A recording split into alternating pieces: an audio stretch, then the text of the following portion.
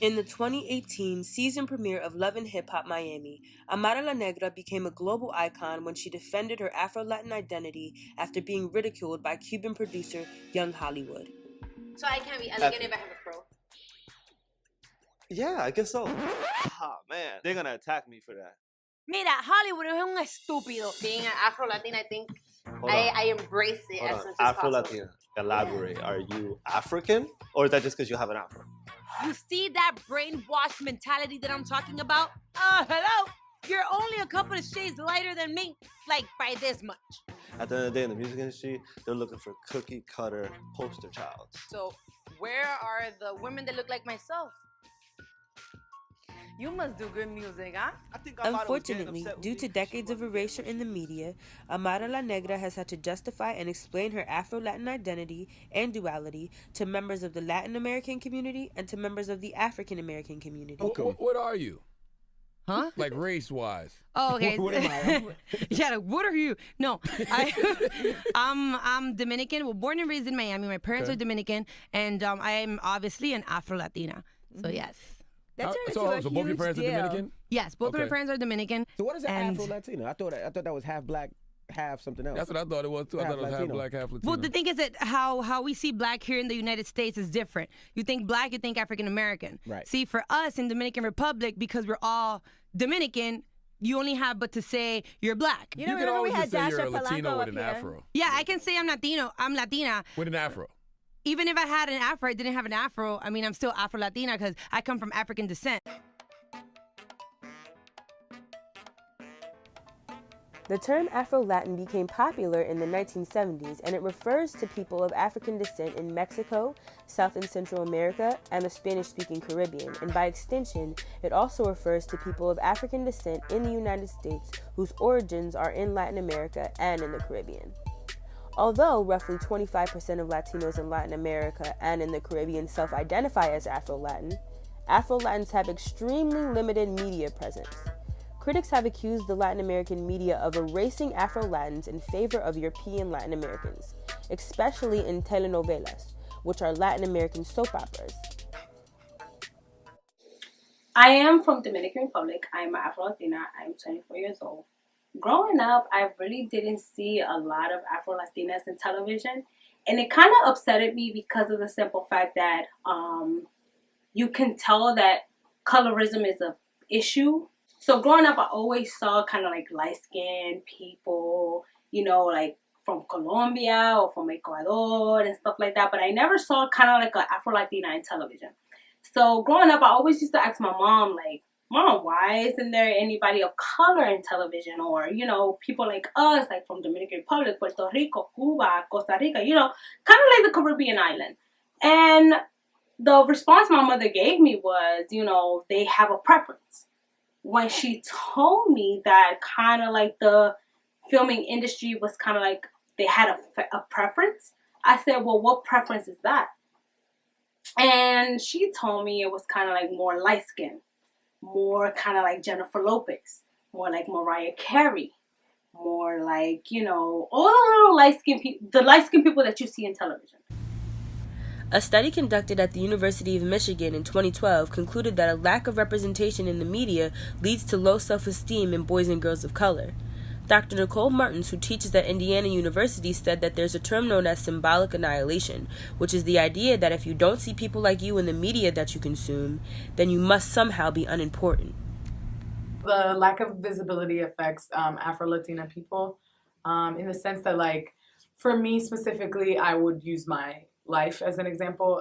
Growing up, I didn't really know, I mean, I guess you could say label myself, but like I didn't really know where I fit in because I felt like I didn't really fit in with like African Americans. I didn't feel like I really fit in with Latinos, and, you know, trying to figure out who you are, your identity as a person, and like I think it definitely matters. Representation matters because it helps with your self-esteem when you see that just skinny white is what's in or what's beautiful. Then that definitely affects your self-esteem growing up or even as an adult into adulthood. So I think that it definitely matters so that, you know, we have children and adults who are proud to be who they are and have great self-esteem. So I think that it definitely affects us.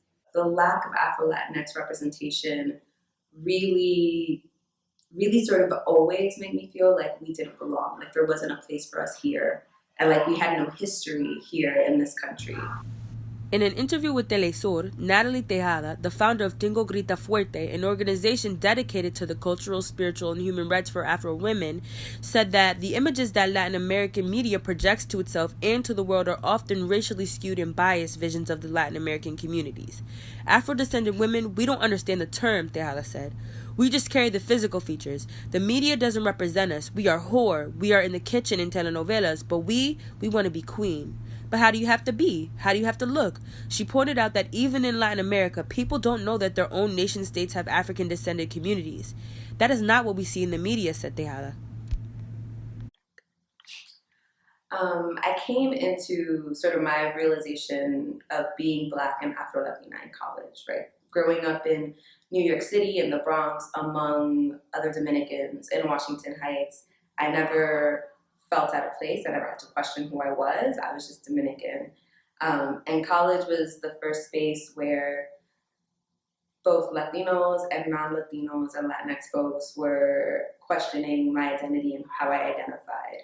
Like they couldn't always tell that I was Latina up until they heard me speak Spanish. And when they did hear me speak Spanish, they were like, "I thought you were Black," or "Where are you from? What are you?" And that definitely caused a lot of confusion for me because it was the first time that people were questioning how I identified. And it wasn't until I came to understand like Dominican colonial and slave history, right, and the transatlantic slave trade, and the relations between DR and Haiti and the role that the US played and all that, that I sort of began to sort of develop this understanding of like a diasporic Black identity that is all over the world, including the Spanish Caribbean and other parts. And so that process of realizing, oh, this is my history, this is my legacy, this is what I'm a part of, sort of helped me understand a little better about how I identify, how I navigate this world. So I went to Florida International University, and there was definitely a lot of representation there. Like there was a large Afro-Latina community, very proud Afro-Latina community. There was also a very large Haitian community there. So like in my university, I felt very represented. I felt very comfortable there saying I'm Afro-Latina. Recently, activists like Dr. Janaina Oliveira have made efforts to share the importance of Afro-Latin representation in film.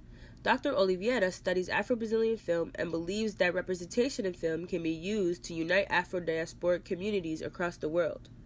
People show a real interest to learn more about Brazil and more specifically about the presence of Afro-Brazilian culture in cinema, or of the question of the issue of race in Brazil, because people so far they still have that image that Brazil is a racial democracy, what is not. I think as diaspora people here, we are more connected in terms of the issues that we face every day in terms of race, social policies, and all this kind of stuff. So I think here people feel more close to the issues in Brazil.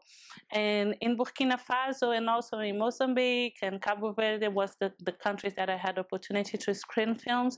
I can see that people are really interested, and it's also as they are rediscovering Brazil. Like they had this idea, very stereotyped, that Brazil was a racial paradise, and it's a real shock to learn that we have prejudice and very high rates of inequality in Brazil. It was a little bit hard because people don't know nothing about African cinema, so it was or even to talk about Black cinema like 10 years ago was very complicated because people thought that we are doing kind of racism, trying to establish a ghetto in cinema.